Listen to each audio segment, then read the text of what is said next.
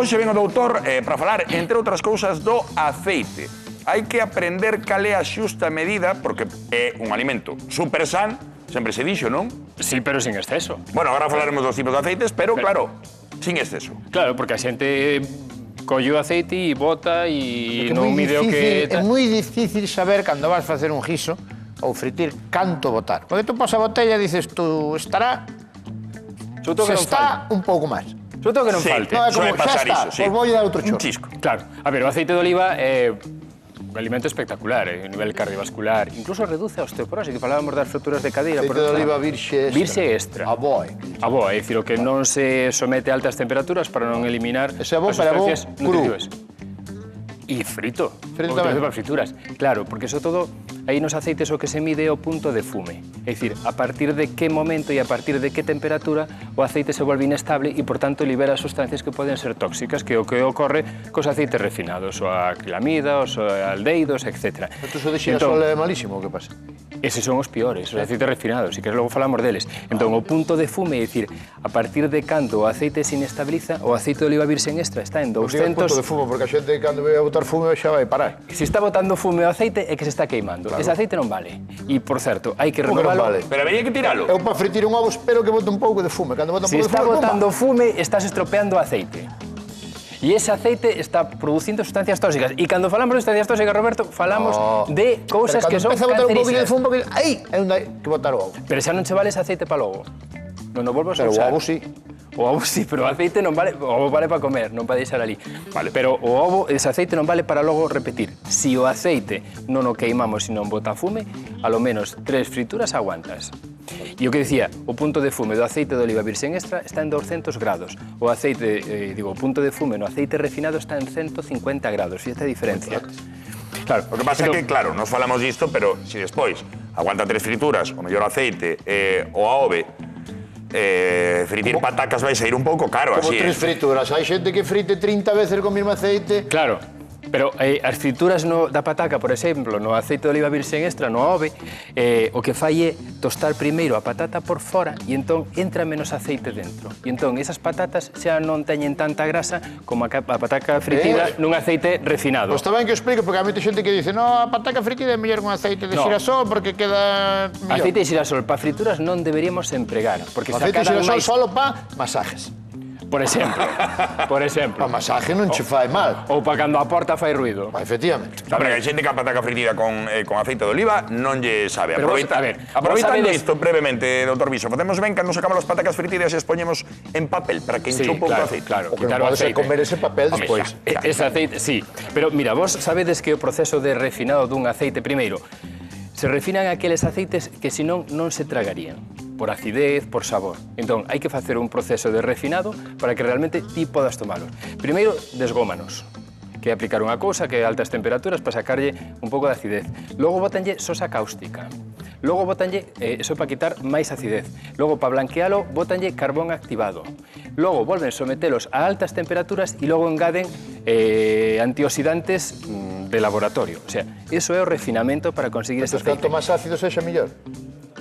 Claro, é o propio, claro, porque é onde se manteñen os antioxidantes. Se ti restas acidez, quitas os antioxidantes. O aceite de oliva, se é, por riba de todo, moi nutritivo, é por esa potencia antioxidante. Pero se é tan bon aceite de oliva tamén, entón xa vou comer olivas todo E logo, olivas, por exemplo, non engordan as olivas, entón podes comer olivas, aí as que No, queres. no, pero, a ver, unhas olivas... Todo na súa xusta medida. Xa me distes unha idea. Para a semana que ven, imos saber o que son as racións dos alimentos. Que falan, isto é unha ración. Que ración? A oliva o bote, como señor? No, bote, no. Bueno, ímolo ver. Aí sobra moito. Veña, No, pero, ver. por certo, que pasa cos aceites refinados que temos ahora un problema? Porque os aceites refinados abusamos deles, ademais de estar nos ultraprocesados. Pois hai un estudio europeo do ano pasado que viu que nos ten que haber unha relación axeitada entre os omega 6 e os omega 3. Os omega 6 son inflamatorios, aumentan o risco cardiovascular e están nos aceites vegetais. Os omega 3 están no aceite de oliva virxen. Neste momento, a nivel europeo e, por tanto, español e galego, hai unha relación de 16 a 1, por cada 16 omega 6 hai un omega 3 e a relación tiña que ser 4-1. O sea, que máis aceite de oliva é menos que? E menos aceites vegetais e menos ultraprocesados. E se non, mira, eu sabedes que non me gusta recomendar nin suplementos, nin pilulas, salvo cosas moi concretas. Pois sí, unha recomendación é tomar pilulas de omega 3, precisamente para rebaixar ese exceso de omega 6. Vamos ao aceite. Eu vou fritir un ovo, bótame aí o aceite que lle boto para fritir un ovo, veña. Pero él falaba de medidas. Vale, vamos. Bueno, pero quer decir que me bota aquí para fritir un Pero ovo. para facelo ben despois, onde vai leiramos o aceite? No. Que se vexa aquí canto aceite hai que botar para Pero fritir un ovo. un ovo simplemente con pulverizar a sartén xa che. E como... E despois como colle o aceite para botar por riba? Isto que é? Eu fago así. Isto é perfume para botar para isto. Que mierda. Eso tenía que pulverizar, non pulveriza, sale chorro, pero o efecto era que pulveriza. Por botalle a distancia. Cuidado, compañero, despois que vai patinar por aí, Bueno, a ver, normalmente, se é un pulverizador como debe funcionar, dun pluf, debería botar 2,5 mililitros. Pero que pasa, o ovo E é suficiente. chupa aceite ou que? Claro. E entón, si ti con que enchas a sartén de baixo, simplemente coa pulverización, digo, o ovo xa se pasa, suficiente. Como faz a Pero estás dicindo que o aceite de oliva é bon, bótalle. Xa, pero se ti fas como ese paciente mío que che contaba outro día, que de pronto di que non lle chegan 2 botellas a semana, no. É dicir, eso é demasiado. Entón, depende do aceite que botes. Si despois do ovo vai unha ensaladilla, que botaches aceite, ou vai unha ensalada, igual estás sumando moito aceite de oliva, ou polo onte vai un pescado azul. Entón, media culler é suficiente. Esos son 22... Media culler de sopeira. Media culler de café. Eso é unha pulverización. Esos son 22 calorías. O sea, para fritir un ovo deberíamos de empregar... Media sería suficiente. O sea, que é boísimo, pero hai que botar pouco. Joder. No, a ver, depende do que utilices durante o día. Este aceite tan só para A cantidade suficiente do aceite de oliva virxen para tomar o día son 2 culleres. A partir de aí, como as vacacións túas non aportan nada. E tomado así é bon, así, unha cucharada que topa. Podes está tomarlo rico. perfectamente, Está claro. bueno. Toma, yo sabes. Este é ove, de verdade. Entonces, Guau, ese buenísimo, eso serían, escoita, Ese veo de Jaén hoxe pola mañá. eso serían 22 calorías. Bro, mira. Oh, ese era do coche de... 3 segundos. Non era bon, non? Ese ten Pois o moito. color é bon, Sí, o color é bo. Si enchemos a culler, é dicir, unha culler de café, serían 45 kilocalorías. Claro, que este uso sempre a fritir, de feito. Claro. Pero tú cando lle botas a unha ensalada de aceite de oliva, que máis ya que lle botas un pouco No, a ver, pouco, le botas ya ensalada fin de de aceite. sí, pero cando fas esto... Aí está, para mí está perfecto, sí. Estos son 4 culleres, cuidado, son 4 culleres. ¿Sabes cuál é a diferencia en calorías entre pulverizar e 4 culleres? Pulverizar decíamos que son 22 calorías, 4 culleres son 300 calorías. O sea, ti fíxate ese ovo como pode sair. Entón, a veces sumamos aceite e aceite nos decatamos de que estamos tomando algo que a partir de 2 colleres non aporta nada e en cambio sí estamos aportando moitas calorías. Vale, entón temos que medir bastante ben o aceite na casa, porque deberíamos de tomar como máximo... E logo... Claro, sí que é certo que gastamos. Como máximo día, canto sería? 2 culleres, suficiente. Das de sopa, das sopeiras. As sopeiras. Moi ben. A partir de aí xa non aporta nada máis. Si alguén con este aceite sabe como facerlle puntilla ao ovo frito, por favor que nos chame e que nos sea, porque tamén hai que saber estar san, pero tamén hai que saber cociñar con estes métodos. Hoxe queremos falar tamén de algo que padece moitísima xente, en concreto en España 12% da poboación e ademais que afecta máis as mulleres. Estamos a falar das migrañas, unha enfermidade que está dentro das 10 máis incapacitantes. Segundo a OMS, e entre xente xoven, entre 20 e 40 anos, a segunda máis incapacitante despois das lumbalxias. Ten unha orixe múltiple, logo veremos que os alimentos poden influir, pero sobre todo ten unha base xenética. O 50% da población ten xa familiares que padecen de migrañas e sobre todo se produce, primeiro, porque hai unha hiperestimulación do cerebro ante certos estímulos. Estímulos como pode ser a luz, como pode ser o cambio de temperatura, como pode ser o estrés, certas hormonas, e iso que fai é estimular o cerebro e produce as migrañas. O dolor de cabeza, non? O dolor de cabeza, pero a migraña é diferente do dolor de cabeza. Claro, porque che dicir, a migraña que pasa? Doi na parte central da cabeza, doi na parte frontal. No, a parte frontal solamente son cefaleas máis ben tensionais, ¿no? De subida de tensión. migraña normalmente é na parte central. A migraña é unilateral. Moi raramente afecta aos dous lados da Pois cabeza, dun lado. dun lado da cabeza. É con sensación pulsátil, por exemplo, a cefalea frontal da tensión é como que tes como algo que se está apretando aquí diante, este pulsátil como algo que está aí lanzando destellos, E algo moi característico, que é moi intensa e limita a actividade da xente. Normalmente, a xente que padece migrañas, no momento das migrañas, se é aguda ou a xente que a ten crónica, ten moita limitación incluso para as súas actividades diarias. A migraña común, porque pois hai xente que ten migraña con áurea, non? Que ten problemas na visión. Eso é o 30% dos pacientes teñen áurea, é dicir, antes de ter 20, 60 minutos antes do dolor de cabeza tipo migrañoso, teñen desde alteracións visuais, como destellos, incluso a veces teñen bostezos, apetencia polo doce, a veces incluso formigueos, irritabilidade. O sea, que xa detectan que les vai dar... Teñen ese anuncio, eso é un 20-30%. E logo, ademais, do dolor de cabeza é característico que teñan moitas náuseas, vómitos, o que chamamos fotofobia, é dicir, molesta moito a luz, e sonofobia, molestan moito os ruidos. A migraña é unha enfermidade crónica que tamén se vai estabilizando ca idade. Chega a estabilizar un número de veces que che dá... Eso depende dos pacientes. Hai pacientes que teñen episodios moi esporádicos, pacientes que a veces de pronto teñen brotes moi seguidos durante 1-2 meses, teñen 3 ou 4 episodios. A veces, os que facemos a veces medicina de urxencias, coñecemos certos pacientes que de pronto pasan 1 ano ou 2 que non nos ves e de pronto nun mes... Pode chegar a ir a urxencias por un brote de migraña. Moitos pacientes nos veñen, sí, porque moitas veces os tratamentos habituais non son suficientes e teñen que venir para que lle poñamos medicación. Incluso, algo que se alivia moito é poñerlle oxígeno. Porlle oxígeno, aparte da medicación, e oxígeno... Alivia. Por certo, cando falamos de migraña, coloquialmente se lle coñece como xaqueca, falamos do mesmo. Igual.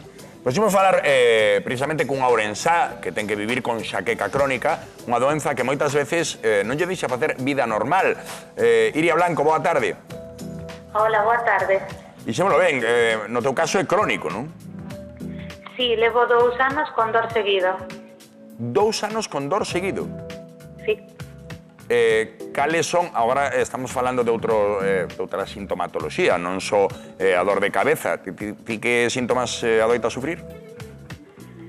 Pois foron variando. Ao principio, sobre todo, quedábame cega, non aguantaba a luz, as poucas veces que vía todo con luceciñas, e agora iso máis ou menos estabilizouse, xa non teño. Tiña e aínda teño moitísimos vómitos, mareos. Por veces a luz mátame, outras veces aguanto, pero outras veces non son capaz. Son moi forte, moléstame tamén.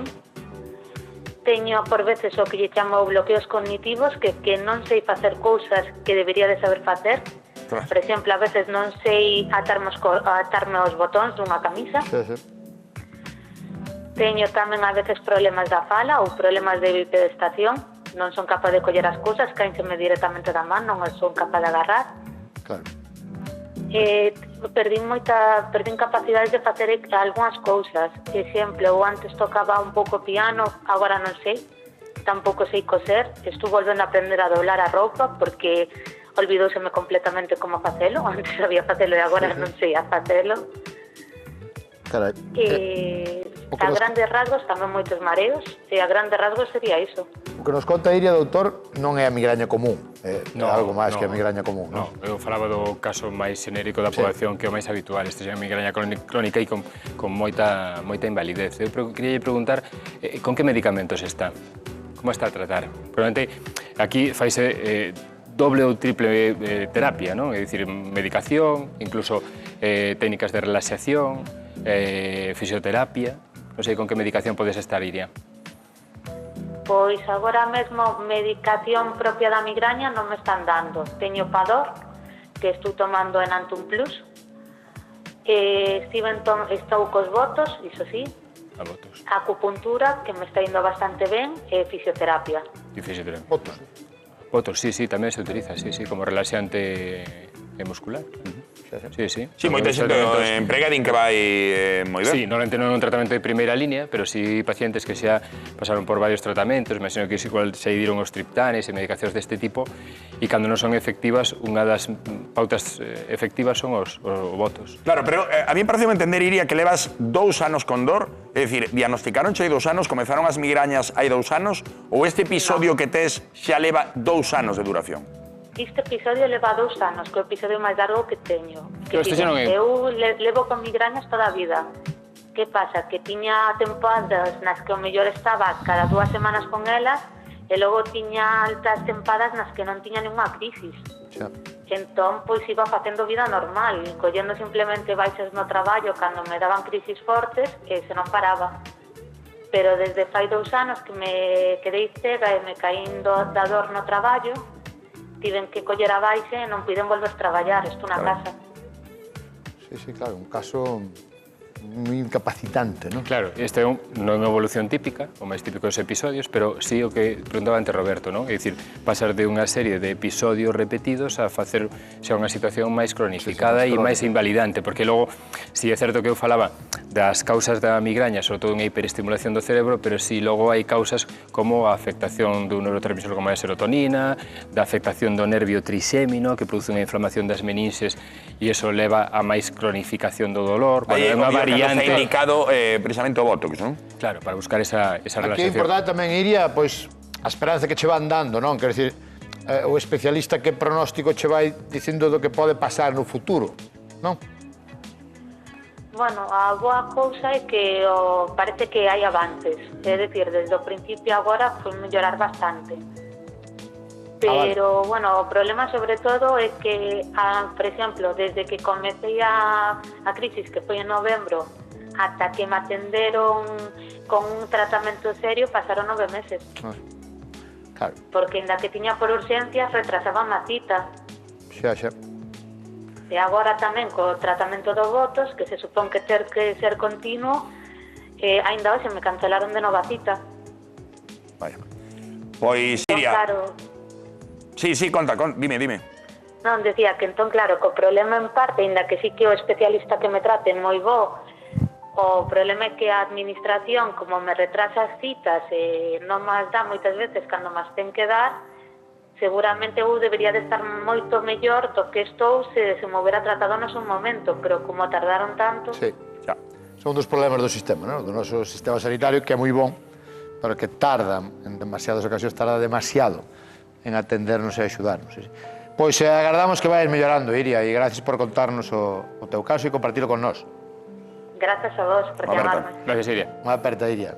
Un caso moi extremo, non? Extremo, non? Porque as Sí, jaquecas o normal é ter unha jaqueca común, a maioría da xente toma, non sei se ibuprofeno ou paracetamol para... Hai distintas opcións. Antes o tomes creo que mellor, cando empeza, non? Sí, hai incluso betabloqueantes, os triptanes, hai distintas pautas de medicación. Dicía isto porque hai xente que aguanta moito a esperar a que lle doia moito para tomar algo e creo que é peor. Sí, hai xente, bueno, porque a veces tamén moitas veces co que mellor lle vai é cos antiinflamatorios, como é a que tomaba antes, e hai xente que, claro, que ten certas contraindicacións, problemas digestivos, problemas de tensión, e entón aguantan porque ven para unha cousa, mal para outra, non? Pero bueno, é certo que eso, cando chegas ao Botox é porque has aniquilado moitas opcións de tratamento que non foron efectivas, non? En todo caso, recordamos que lle afecta un 12% da poboación, que é incapacitante en moitos casos. Hoxe mesmo nos temos un compañeiro que non pode estar con nós porque leva un episodio de migraña bastante importante. Mandamos unha aperta a Martín porque, dende logo, é moi doloroso e incapacitante, como decimos.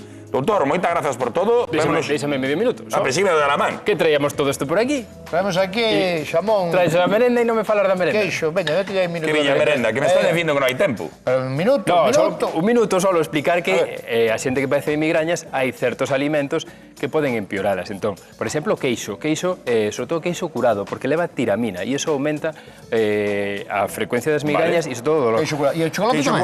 O chocolate porque leva feniletilamina, a hormona do amor. Esa que fai que cando a xente está enamorada. E o embutido tamén, sobre todo polos nitratos. E o café, hai unha paradoxa do café. É que o café dixeron sempre que axudaba para a dor de cabeza porque é vasodilatador. Si te pasas na cafeína, si tomas pouca cantidad, por exemplo, un café, si pode abortar incluso abortar unha cefalea, unha migraña. Estuvo aquí unha vez José María Prieto, neurólogo, non? Neurólogo, dixo ben, que pa xente que tiña migrañas, cando toma o ibuprofeno, por exemplo, que tomalo con un pouco de café ou con unha pouca de tónica, que pode ir ben. E logo, unha última cousa que falamos a semana pasada, algo que tamén aumenta as migrañas, é a auga con limón polas mañás. Polo cítrico, pola aumenta a migraña? A migraña na xente que padece migrañas. E a xente tamén che dá dolor de cabeza, a xente. Sí, algunha máis que outra. Hai que ter cuidado con a xente. Bueno, doutor, moitas gracias. Ahora acabei. Moitas gracias. Ahora vou unha vez máis polo éxito do libro, que xa repetimos. Acabouse a primeira edición do libro do Doutor Viso. Xa están escribindo a nova edición. Escribindo, non, imprimindo. Escrito xa está. Escrito xa está. Vémonos a martes. Pois, parabéns. Veña, vémonos martes que ven. Un aplauso para o Doutor Viso, claro que sí.